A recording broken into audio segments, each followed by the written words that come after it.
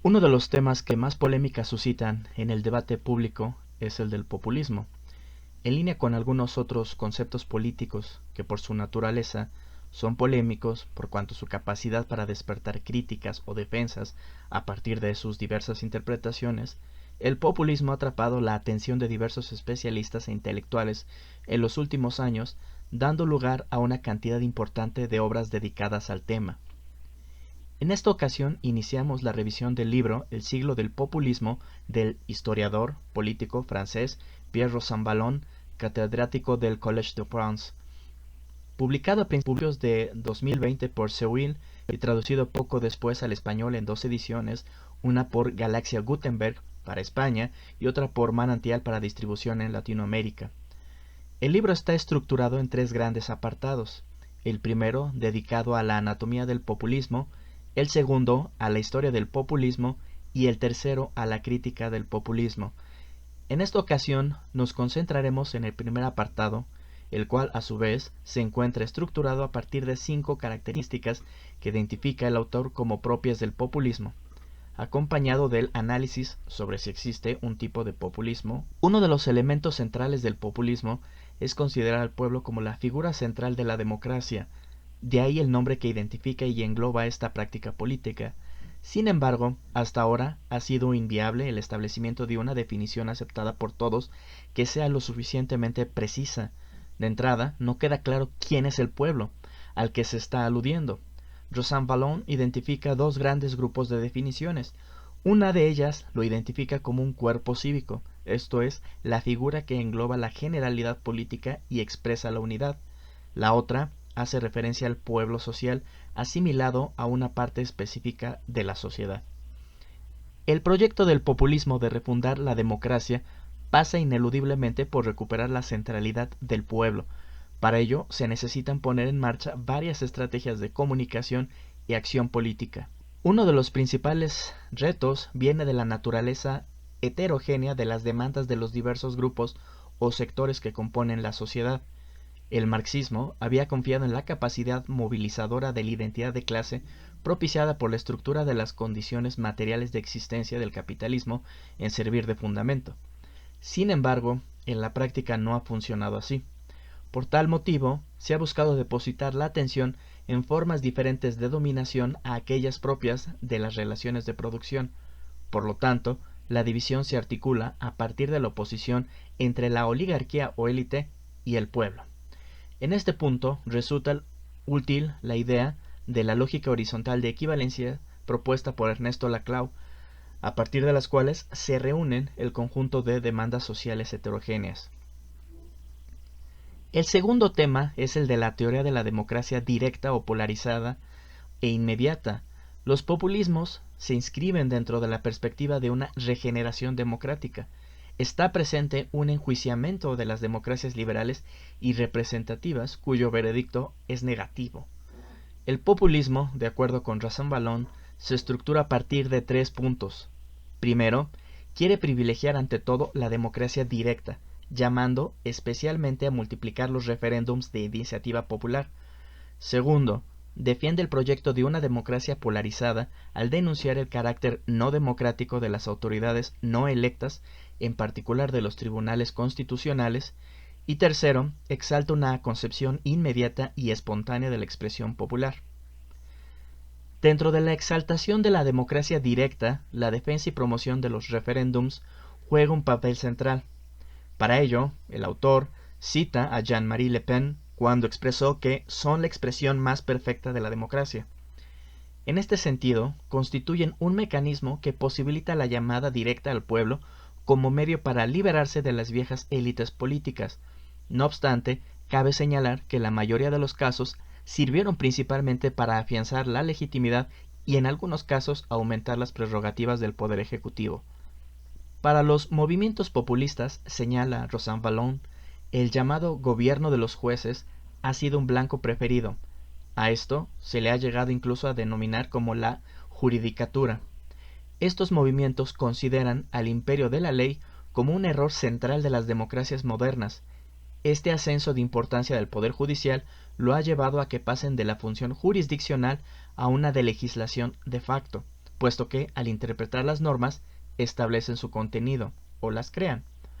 Tal como se encarga de mostrar el profesor del Colegio de Francia, echando mano de Chantal Mouffe, el populismo, al menos la teoría democrática asociada a este, encuentra apoyo intelectual en algunas de las ideas del jurista alemán Carl Schmitt, sobre todo en lo relativo a la celebración de la aclamación popular del líder, las críticas a las ilusiones del parlamentarismo liberal y la noción de que el pueblo está formado en función del combate con sus enemigos. Esto es, lo que se conoce como la relación amigo-enemigo constitutiva de lo político. El tercer elemento es el pueblo-hombre como modalidad de representación política. El populismo exalta la idea del pueblo uno y rechaza por consiguiente a los partidos como instrumentos de organización y movilización.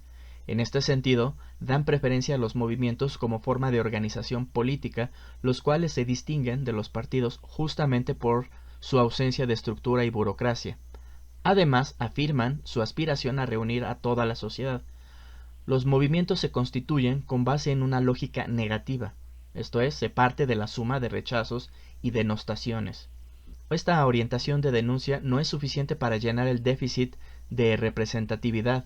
De ahí justamente la necesidad de la figura del líder carismático que le dé coherencia y sirva de referente de identidad. El líder viene a ser un órgano del pueblo al cual pertenece.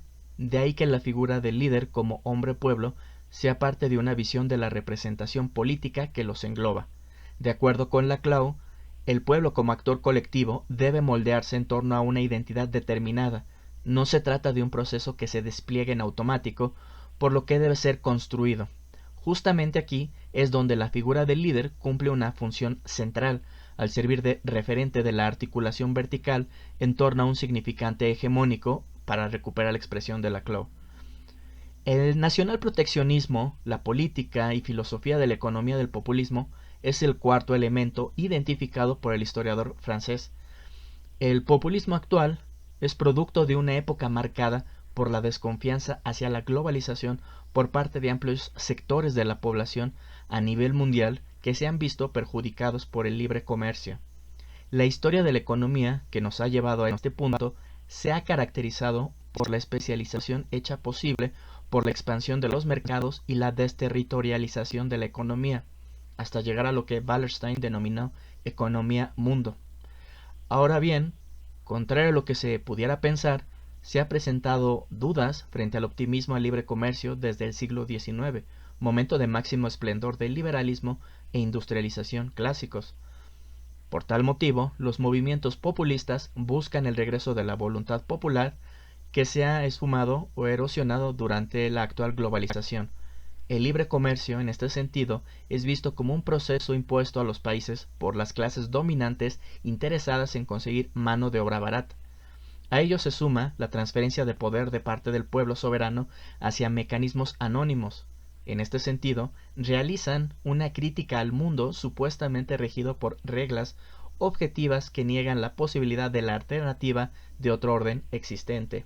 La condición de desposesión es agravada por el ascenso de autoridades independientes. La instauración de la Unión Europea y sus instituciones políticas es vista como un símbolo de confiscación perversa del poder popular. Un ejemplo de respuesta a esta tendencia fue el referéndum del Brexit impulsado en Gran Bretaña en 2016. Otra arista del nacionalproteccionismo se vincula al análisis de la inmigración. En este sentido, mantener las fronteras para los extranjeros y los identificados como indeseables es propio de una visión ampliada de seguridad, esto es, poner a distancia a aquellas poblaciones consideradas como peligrosas. En este contexto, la noción de soberanía es inseparable del modo de entender las cuestiones económicas y políticas por parte de la visión populista. Para comprender en su totalidad el populismo, de acuerdo con el profesor francés, debe de analizarse la forma de abordar la noción de igualdad. Una de ellas entiende las posiciones relativas entre individuos con base en indicaciones como los ingresos, el patrimonio o las oportunidades. La cuestión aquí es distinguir aquellas desigualdades que son justificables de aquellas que no lo son, y proceder a su mitigación por medio de políticas redistributivas. La otra considera la relación entre los individuos a partir de su calidad de comunidad humana. Aquí se observa la relación entre sexos o entre creyentes de religiones, o a miembros de diversos grupos culturales. En última instancia, estas dos dimensiones de igualdad no son separables la una de la otra. La importancia y recuperación de las pasiones y emociones en la política es el quinto elemento del populismo. Según Rosan Vallon, los historiadores han insistido desde hace mucho tiempo en el papel movilizador de las emociones y las pasiones a lo largo de la historia.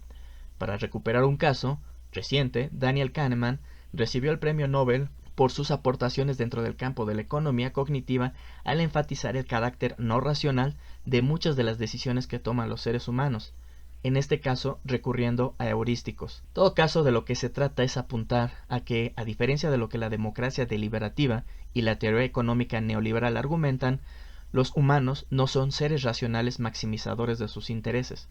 El profesor del Colegio de Francia señala que la rehabilitación de las emociones propias del populismo se inscribe en contextos de complejización y difracción de lo social. De acuerdo con Chantal Mouffe, los afectos comunes son el eje de la constitución de formas identificatorias que expresan sensiblemente la distinción entre ellos y nosotros.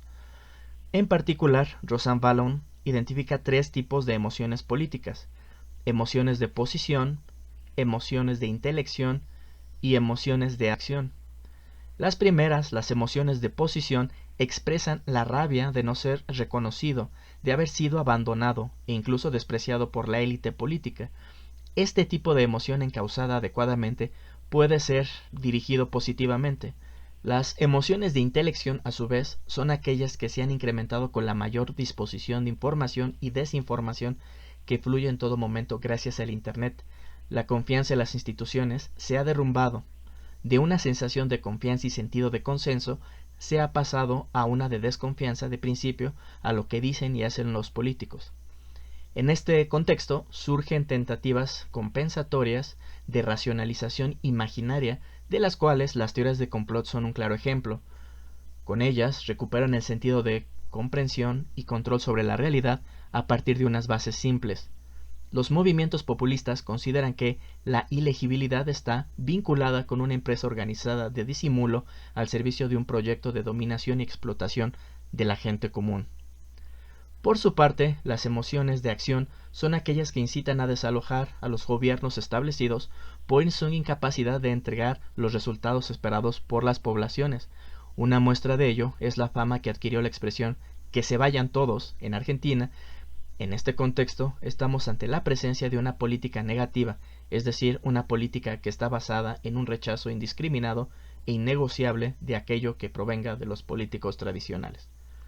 Eso es todo por esta ocasión. Soy Iván Lascano en Democracias y Definiciones. Espero que haya sido de su interés y nos veremos en la siguiente cápsula.